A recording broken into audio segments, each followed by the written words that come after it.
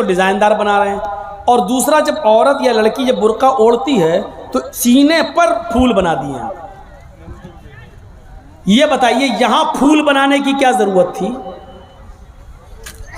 जब वो पहनती है तो फूल सीने पर, और वो लड़की ने ये बुर्का खरीदा क्यों? इसका मतलब क्या है कि वो भी इसलिए खरीद रही है ताकि मेरे फूलों पर नजर। ये सुनना पड़ेगा, तुम्हें नहीं तुम्हारे बाप को भी सुनना पड़ेगा। जब तक मैं इस कुर्सी पर हूं, ये अथॉरिटी, ये पावर मुझे इस्लाम ने दिया है, सुनना पड़ेगा। क्यों खरीदा है उसने ये बुर्का? यूपी साइड में आ जाओ, लखनऊ के बुर्के देख लो, बंबई के देख लो, हैदराबादी बुर्के देख लो। कसम खुदा की अब बुर्के बुर्के नहीं रह गए। अब 60 साल की बुढ़ी भी ओढ़ ले तो ऐसा लगता है जैसे वो 18 साल की लड़की जा रही है। ये बुर्के एक बार सच्चा वाकया है।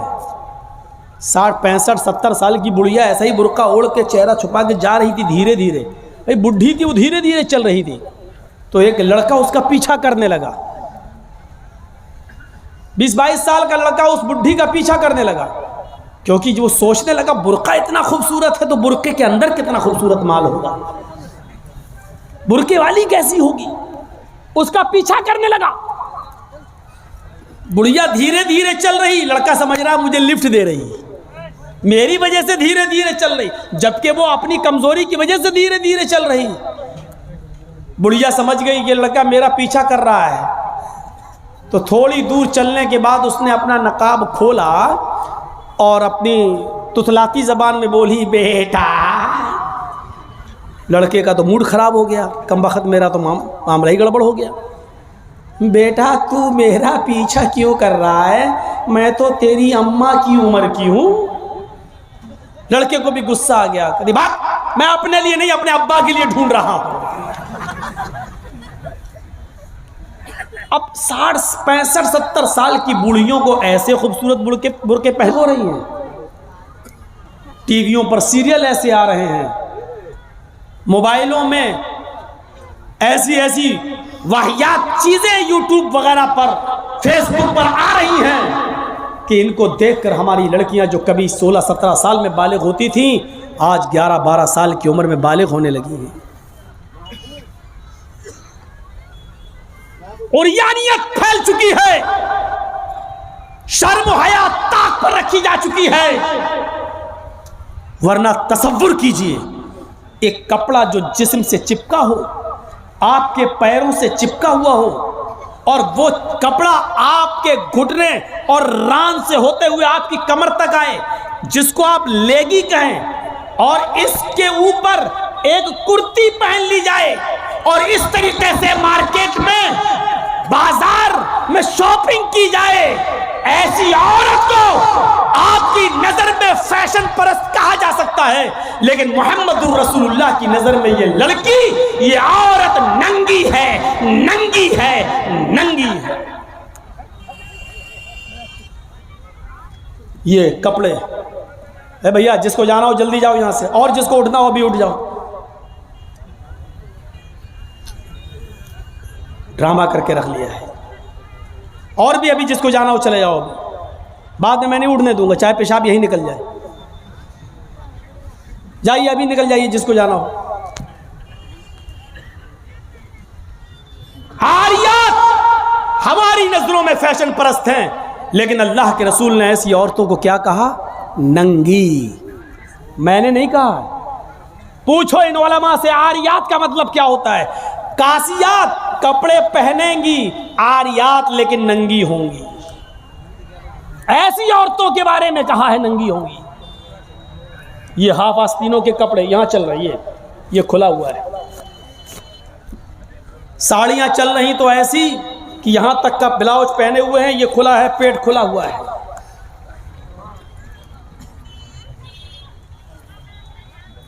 और जो चंद बुरके अब चल भी रहे हैं बिहार बंगाल में, पहले तो चलते नहीं थे, तो अब बुरकों में भी डिजाइन चलने लगी है।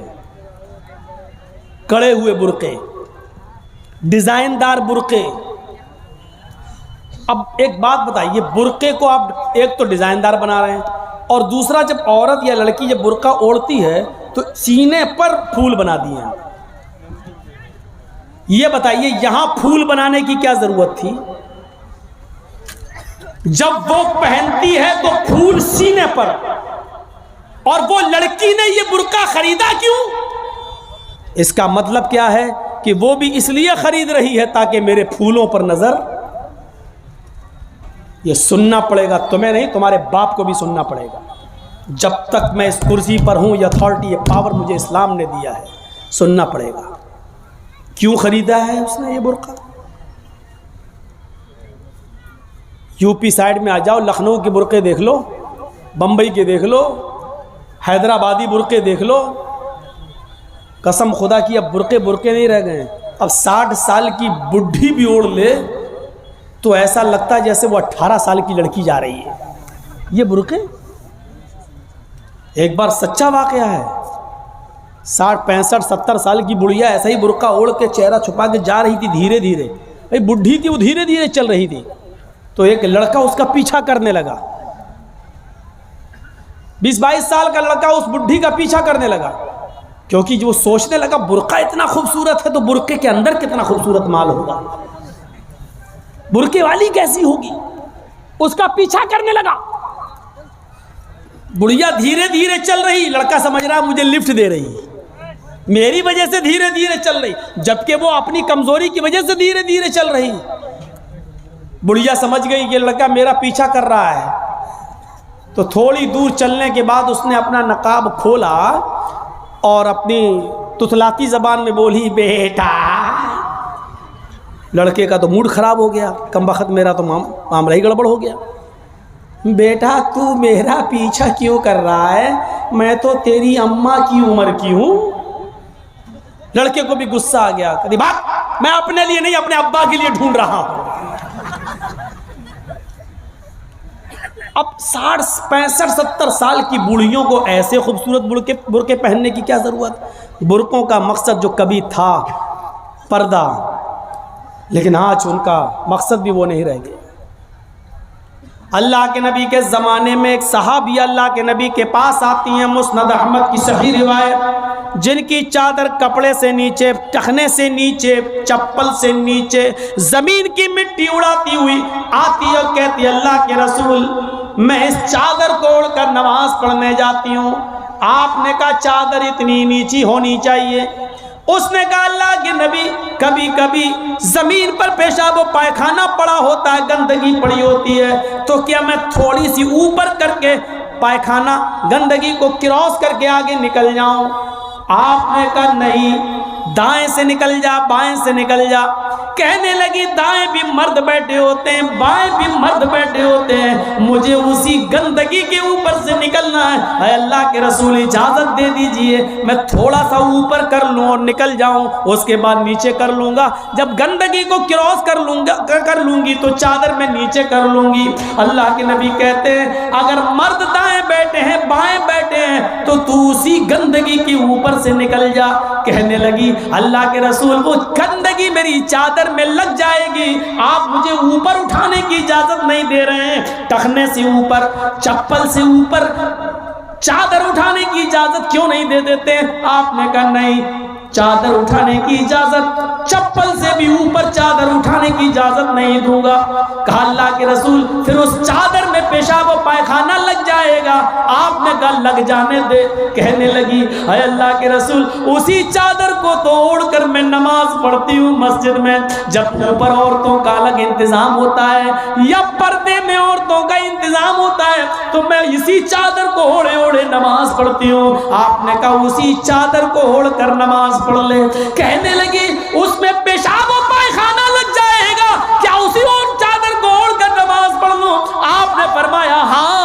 आए औरत, जब पेशाब और पायखाना तेरी चादर में लगेगा, जब तू आगे बढ़ेगी तो तेरी चादर जमीन पर पड़ी हुई मिट्टी से रगड़ खाएगी, क्योंकि तेरी चादर नीचे है। जब पेशाब और पायखाना उसमें भर जाएगा, जब तू आगे बढ़ेगी तो जमीन पर पड़ी हुई मिट्टी पर तेरी चादर रगड़ खाएगी, और जमीन पर पड़ी हुई मिट्टी से रगड़ने की वजह से जमीन की पाक मिट्टी तेरी चादर को पाक कर देगी।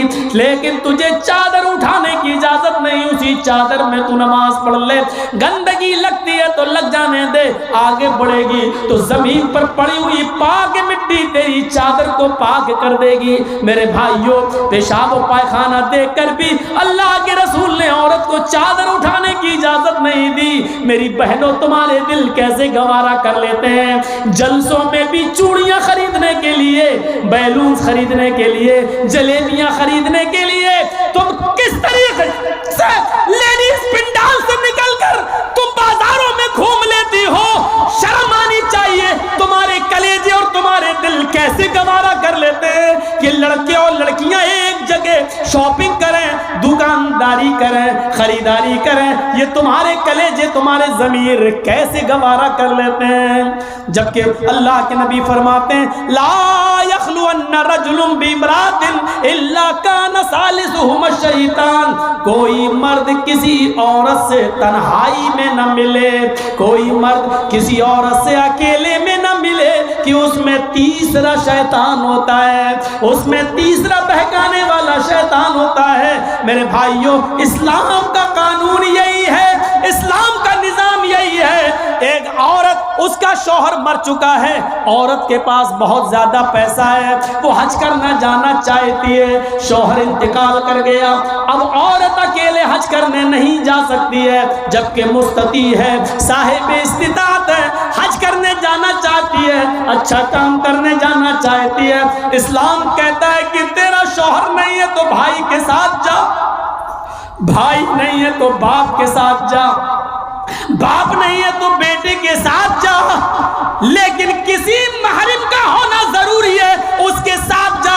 चीख कर औरत कहती है, कोई नहीं है, मेरे पास दौलत है। अल्लाह के नबी कहते हैं, फिर दौलत संभाल कर अपने पास रख। अगर तेरा भाई नहीं है, बेटा नहीं है, शौहर नहीं है, बाप नहीं है, कोई महरम नहीं है, तो तू अकेले हज करने नहीं जा सकती है। नहीं, है अल्लाह के नबी, मेरा पड़ोस में बड़ा अच्छा नेक हाजी नमाजी नेक आदमी रहता है, मैं इसको भाई बना लेती हूँ, चली जाऊं। फरमाया नहीं नहीं, मुंह भोले भाई को भाई बनाकर उसके साथ तुम हज करने नहीं जा सकती हो, इसलिए कि अपने मुंह से किसी को भाई बोलने से वो तुम्हारा सगा भाई नहीं हो जाएगा, अपने मुंह से किसी को बेटा बोल देने से वो बेटा नहीं हो जाएगा। तुम किसी को बेटा बोल दो, भाई बोल दो, जो चाहो बोल दो, लेकिन इस्लाम ये कहता है कि उसके साथ भी औरत को इजाजत नहीं है कि वो हज करने जाए। अगर कोई नहीं है तो मत जाओ, लेकिन इस्लाम इस बात की इजाजत नहीं देता है कि तुम अकेले जाओ या किसी को बहन, किसी को भाई या बेटा बना कर जाओ, इस बात की इजाजत नहीं देता। इस्लाम एक इबादत में, हज जैसी इबादत में भी औरत को किसी गैर मर्द को मुंह बोले भाई और मुंह बोले बेटे के साथ भी जाने की इजाजत नहीं देता। तो मेरे भाइयों, जब खाने काबा में जाने की इजाजत नहीं देता है, सफा मरवा की सही की इजाजत नहीं देता है, इतनी खूबसूरत इबादत की इजाजत नहीं देता है, तो बाजारों में अकेले घूमकर शॉपिंग करने की इजाजत कैसे देगा? फिर बाजार के अंदर औरत को अकेले जाने की इजाजत कैसे देगा? इतनी खूबसूरत इबादत करने की इजाजत नहीं देता है, इतनी खूबसूरत इबादत करने की इजाजत नहीं देता है, तो मेरे भाइयों, फिर औरत को बाजारों में घूमने की इजाजत कैसे देगा? फिर बाजार में घूमने और बाजार में सैर व तफरीह की इजाजत कैसे देगा? हमारी माँ बहनों को इस बात को सोचना चाहिए, गौर करना चाहिए, संजीदगी से इसको लेना चाहिए। एक जमाना था, हजरत फातिमा कह रही हैं, आए अली, मैं इतनी बीमार हूँ, इतनी बीमार हूँ, लगता नहीं कि इस बीमारी में मैं बच पाऊंगी। आए अली, अगर मुझे कुछ हो जाए, अगर मेरा इंतकाल हो जाए, आए अली, तो मुझे दिन के उजाले में दफनाने मत ले जाना, रात की तारीकी में ईशा की नमाज के बाद मुझे कब्रिस्तान में दफन करना। हजरत अली ने कहा, ऐ फातिमा, ऐसा क्यों कह रही हो? अगर तुम्हारा इंतकाल सुबह फजर के बाद हो तो क्या ईशा तक हम तुम्हारे जनाजे को रखेंगे, मिट्टी को रखेंगे? तुम्हारे बाप का, तुम्हारे अब्बू का फरमान है कि मैयत को जल्दी कब्रिस्तान ले जाओ। फिर मैं लेट कैसे करूं? फरमाती हैं, आए अली, आए मेरे प्यारे शौहर, मुझे रात में ही ले जाना। मेरी बात को गिरा बांधो, मेरी बात को मजबूती से पकड़ लो, मेरी वसीयत को याद रखना। चाहे मेरा इंतकाल कभी भी हो, लेकिन मुझे ईशा के बाद दफनाना, मुझे दिन के उजाले में कब्रिस्तान न ले जाना। आए अली, मैं नहीं चाहती हूँ कि मेरे मुर्दा जिस्म पर पड़े हुए कफन पर भी किसी गैर मर्द की नजर पड़े। मैं अपने कफन पर भी किसी गैर मर्द की नजर नहीं पड़ने देना चाहती हूँ। आए अली, मुझे रात में ले जाना, दिन के उजाले में नहीं। मैं नहीं चाहती कि मेरे कफन पर भी किसी गैर मर्द की नजर पड़े। मेरे भाइयों, इंतकाल के बाद निकाह जायज नहीं है, इंतकाल के बाद शादी नहीं होती है, लेकिन इंतकाल के बाद भी अपने जिस्म को तो छोड़ो, अपने कफन को भी किसी गैर मर्द को देखने की इजाजत नहीं दे रही है। ये था हजरत फातिमा का पर्दा। इस पर्दे की रोशनी में मेरी बहनों, अपने गरीबानों में झांक कर देखो, अपने गरीबानों के बटन खोलो और तलाश करो हम कहाँ खड़े हैं, हमारा पर्दा क्या है, हमारी इज्जत और आबरू क्या है। आज हम हमारे चेहरों का हरकत और नाकस देख रहा है। कल तक हमारे खूबसूरत गालों को कभी आसमान की निगाहों ने भी नहीं देखा था, चांद और सितारों ने भी नहीं देखा था, और आज जो चाहता है देख लेता है। हरकत और नाकस जिसको चाहो आज वो बड़ी आसानी से हमारी बहनों बेटियों का दीदार कर रहा है। और एक और बात, जितना अमीर बाप है, जितना अमीर बाप है, जितना भी बाप अमीर मिलेगा आपको, आप देखिएगा उसकी बेटी उतने ही कम कपड़े पहने हुए होगी। किस बात का अमीर है तू? काहे का अमीर है तू? अपनी बेटी को 5 मीटर का कपड़ा लाकर नहीं दे सकता है तो काहे का अमीर है तू? कंजूस और बखील बाप। अल्लाह ताला ने इन अमीरों को ऐसी सजा दी है, ऐसी सजा दी है। कल तक ये गरीबों की लड़कियों को डांस कराया करते थे, आज अल्लाह ताला ने इन अमीरों की लड़कियों के जिस्मों से कपड़े उतार कर उनको लोगों की नजरों को दीदार करने पर मजबूर कर दिया। आज इन अमीरों की लड़कियों के जिस्मों से कपड़े उतरवा कर आज गरीब इन लड़कियों को देख रहे हैं, उनका नजारा कर रहे हैं। आज अमीरों को अल्लाह ने ये सजा दी है। आज वो फैशन समझते हैं कि मेरी बेटी फैशनेबल कपड़े पहने हुए हैं। नहीं नहीं मेरे भाइयों, मेरी भाइयों, आप अपनी बहनों के जिम्मेदार हैं। अल्लाह के नबी ने फरमाया कि जिस लड़की का बाप, जिसकी बेटी बेपर्दा घूमे वो बाप दयूस है। जिसकी बहन बेपर्दा घूमे वो भाई दयूस है। जिसकी बेटी बेपर्दा घूमे वो बाप दयूस है। जिसकी बीवी बेपर्दा घूमे वो शौहर दयूस है। गौर करो कितनी साफ लफ्जों में, कितने साफ लफ्जों में अल्लाह के नबी ने फरमाया, जिसकी बहन बेपर्दा घूमे वो भाई दयूस, जिसकी बेटी बेपर्दा घूमे वो बाप दयूस, जिसकी बेटी बेपर्दा घूमे वो बाप दयूस, जिसकी बीवी बेपर्दा घूमे वो शौहर दयूस।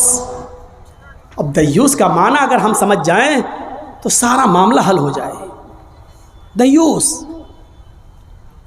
दयूस का ये तो अरबी लफ्ज़ है ना, इसका उर्दू में तर्जमा होता है, सुनने की ताकत है? सुनेंगे? दयूस का मतलब होता है भड़ुआ। और भड़ुआ किसको कहते हैं बताने की ज़रूरत नहीं, जानते होंगे। भड़ुआ कहते हैं उसको जिसने अपनी बहन, बेटी या बीवी या माँ को गलत काम करने के लिए किसी अड्डे पर बिठा दिया हो, चकले पर बिठा दिया हो और उनसे गलत काम करवाता हो और उनकी कमाई खाता हो। अरबी ज़बान में इसको दयूस कहते हैं और उर्दू में इसको भड़ुआ कहते हैं। कितना सख्त जुमला इस्तेमाल किया अल्लाह के रसूल ने। मौलाना जर्जीस को आप कह रहे होंगे ये क्या हो गया इसको। अल्लाह के नबी ने कहा जिसकी मां बेपर्दा घूमे और बेटा अपनी मां की बेपर्दगी पर कुछ ना बोलता हो वो बेटा भड़ुआ। जिसकी बीवी बेपर्दा घूमे और शौहर अपनी बीवी की बेपर्दगी पर कुछ ना बोले वो शौहर भड़ुआ। जिसकी बहन बेपर्दा घूमे और वो भाई अपनी बहन की बेपर्दगी पर खामोश रहे वो भाई भड़ुआ। और जिसकी बेटी बेपर्दा घूमे और बाप अपनी बेटी की बेपर्दगी पर खामोश रहे वो बाप भड़ुआ। दयूस कह दो मौलाना चलेगा, भड़ुआ मत कहो, अच्छा नहीं लग रहा है। हम कब कह रहे हैं कि अच्छा लग रहा है? हमको अच्छा लगाना कब है? जब अच्छा ही लगने लगे तो फायदा क्या है? इंजेक्शन ऐसे लगाओ दर्द ना हो। वाह साहब, ऐसा हो सकता है कि इंजेक्शन लगे और दर्द ना हो? इंजेक्शन भी लगवाना चाहते हो और दर्द भी नहीं चाहते हो, तब तो होम्योपैथिक दवा ले लो, मीठी गोलियां खा लो जो मरने के बाद फायदा करती है।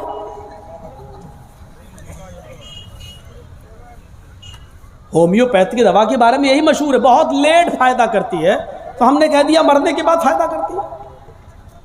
लेकिन सिस्टम मिल जाए तो जादू की तरह भी फायदा करती है, बहुत जल्दी भी करती है।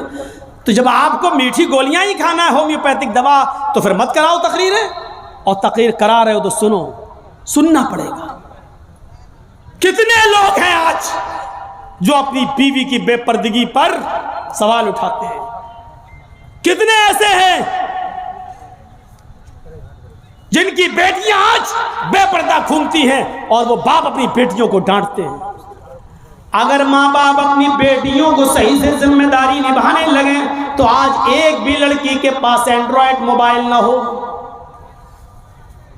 हमारी 18-20 साल की लड़की जिसकी शादी नहीं हुई घर पे रहती है, उसके हाथ में एंड्रॉयड मोबाइल, चीख चीख के बता रहा है कि बाप की तरबियत में कमी है, बाप अपनी बेटी पर पूरा का पूरा हुक्मरान नहीं है, हाकिम नहीं है। या ये कह रहा है बेटी के हाथ में वो एंड्रॉयड मोबाइल चीख चीख के कह रहा है ये बाप ना कह रहा है, बेटी के आगे बाप की नहीं चल रही है, बाप मजबूर हो चुका है। मेरे भाइयों, अगर बाप मजबूर ना होता तो बेटी के हाथ में एंड्रॉयड मोबाइल नहीं होता। क्या जरूरत है बेटी के हाथ में देने की? वो तो घर में रहती है, क्यों चलाएगी साहब? आपकी बेटी 18-20 साल की क्यों फेसबुक चलाएगी? क्यों व्हाट्सएप चलाएगी?